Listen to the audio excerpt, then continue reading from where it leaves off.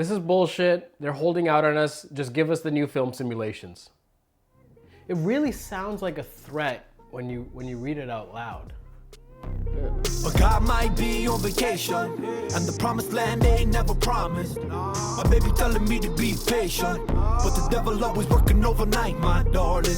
Good morning, everyone. Gajan here, and I wanted to visit a topic that, well, something I never really talked about on this channel before, but it is talked about in the Fujifilm community, and it's the idea of film simulations and software updates. Now, the reason I'm talking about this now is because Fujifilm announced a brand new film simulation called Nostalgic Negative. So I want to talk about that specifically, but also stretch it into a bigger topic, and that is the idea of updates and whether or not people are owed updates, and if we should get this on every single camera that Fujifilm has in their production line. Now, before we get into some of the spicier material, I want to talk about Nostalgic Negative. And really, Fujifilm as a whole, when they're creating these film simulations, and after talking to some of the experts there, they're not necessarily looking to go and just replicate a film stock. Now, what they're really looking to do is look at inspiration and really an era in film photography or an era in history and content production and draw inspiration from that and create a style around that.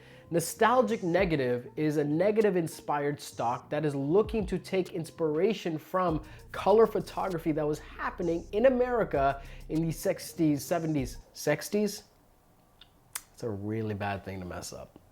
In the 60s, 70s, and early 80s, really when America was pioneering color film photography and the world was still doing mostly black and white photography. So the team at Fujifilm went back to this era, looked at the photography there, really the people that came after Eggleston, and tried to pull inspiration from that, and that was sort of the driving force behind Nostalgic Negative. And it's cool because when you look at some of the sample images, and credit to the people at Fujifilm and the people that shot these images, because I don't have any yet, they were kind enough to provide these to me. You can look between their existing film simulation, Provia, which is a colorimetric type of film simulation where it really looks to replicate what the eye kind of perceives in a very literal way. It's trying to be realistic. And then you have something like this, which is more in line with Fujifilm's memory color. They're trying to evoke a feeling of a time, of a place that people might have an affinity for. And when you look at this side by side, you start to see that there is a little bit more life in the shadows, a little bit more vibrancy in the shadows,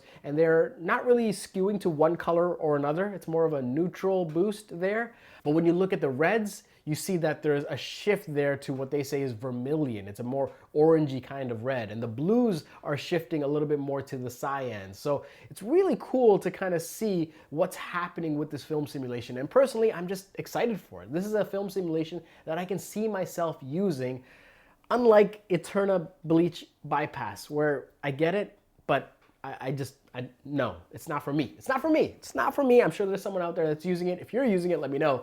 Just not for me. This one, on the other hand, has me really, really excited. However, it comes with a big caveat. Nostalgic Negative at this time is only available on the brand new GFX 100S, which is a $6,000 camera. It's not available or not announced on any other Fujifilm product. And obviously this is gonna cause a little bit of friction in the community because, for example, cameras like the X-T30 and the X-T3 haven't seen some of the new film simulations as well.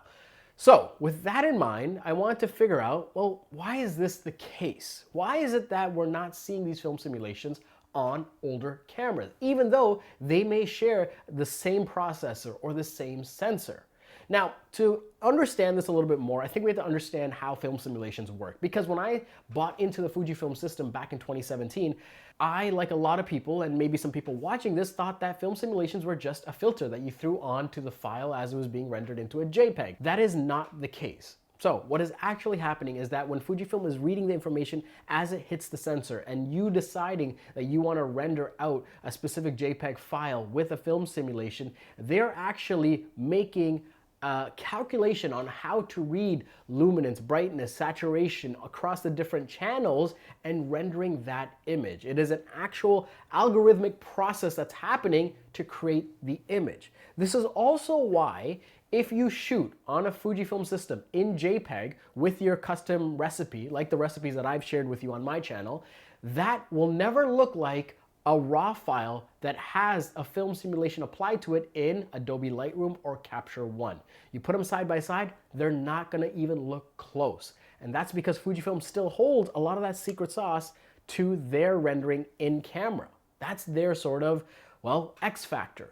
When you go into something like Adobe and Lightroom and Capture One, they've worked with Fujifilm to get close, but the demosaicing process that's happening in your editor with the raw file, it's doing it in a different way, in a different order than it's happening in the camera. So already, very big difference there.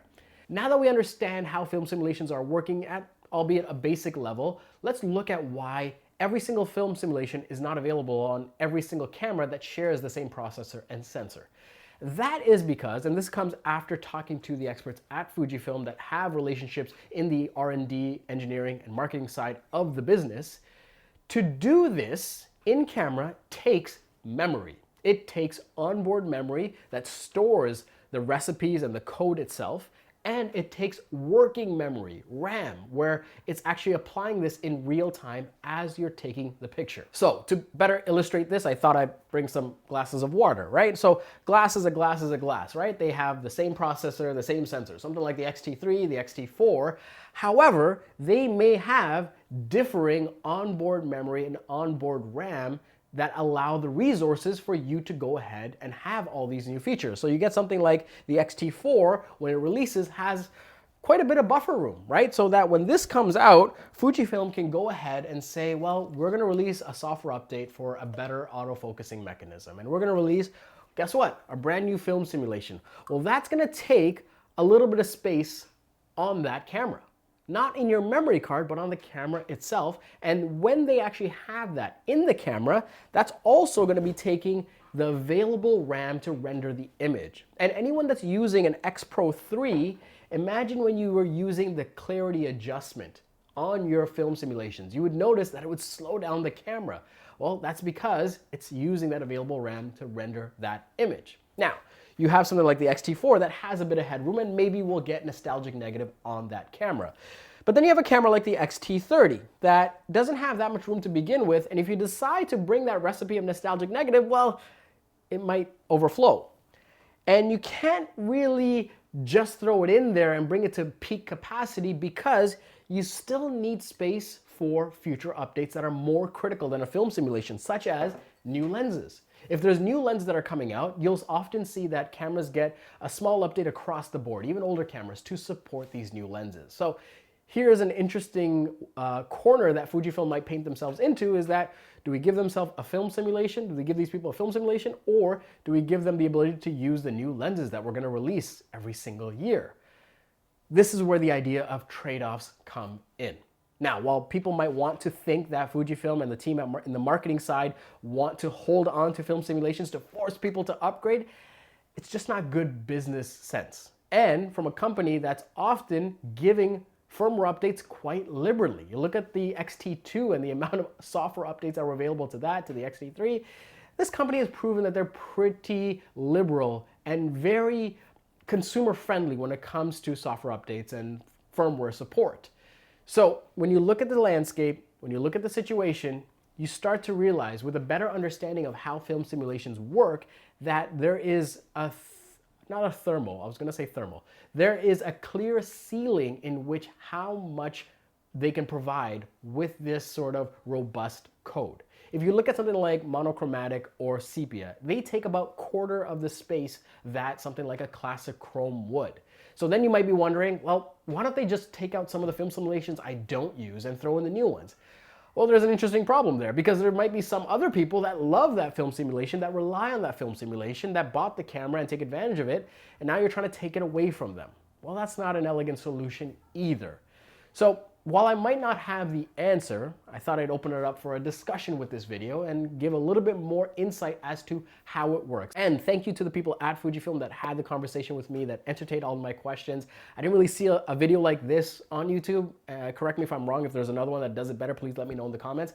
But I thought I'd use this to share some of the insights, but also open it up for dialogue. Let me know what you guys think, because it is an interesting problem to solve. Now, while I don't think I have the right solution, I think I have a solution, but it would be nice to see if you can use your camera in conjunction with the Fujifilm app to load and offload film simulations. Think about, the old school Resident Evil video games where it was a grid system and you had to decide what you want to pack with you and you couldn't just take everything. You had to decide which weapon, which sort of rations you want to... Okay, I'm getting a little too excited. Maybe they can figure out a way where you can easily onboard and offload certain film simulations. So if I had an X-T4 and I never use bleach bypass, well, I could take that out and put in something like nostalgic negative. Is that an ideal solution? I don't know, but it's an idea. So let's open up this dialogue and have the conversation. And I will say, because it's gonna come up, so I might as well keep it and say it at the end of this video. For those of you that might be thinking that I am completely shilling out and trying to defend Fujifilm for their decision making and that they are paying for this, they're not. I mean, it'd be nice. It'd be nice if they threw a few checks at the channel, but there are not, okay? Because of the work I do, I have a great relationship with some of the people that work at Fujifilm. I was lucky enough to go to Japan, visit the people there, talk to them, especially for the GFX 100 launch back in 2019. But these are also relationships that I have with other vendors, such as Canon, Sony, Nikon, Panasonic, Olympus, great people across the board. I'm not here to try and defend their business decision making. What I want to do is share their reasons why and some of the challenges that they're facing that ultimately result in the decisions that are being made. And hopefully, with this discussion, with this video, and with your comments below, we can start thinking about solutions to these problems. And I think if there was a way to kind of pick and choose which film simulations you have and onboard and offload them in a seamless way. Again, very tricky coding problem to solve. So I apologize for the engineers at Fujifilm for even positing this, but it would be kind of cool. Anyways, I think I talked about this enough. Thank you so much for watching this video and entertaining my analogy here. If you want to see more stuff like this that isn't always about the camera and the lens and it's around some of the engineering and design and that kind of stuff, let me know because I'm interested in making a few more of these. Anyway, I'm thirsty. I'm gonna go have a drink, maybe mix it with something. I'll see you guys in the next one.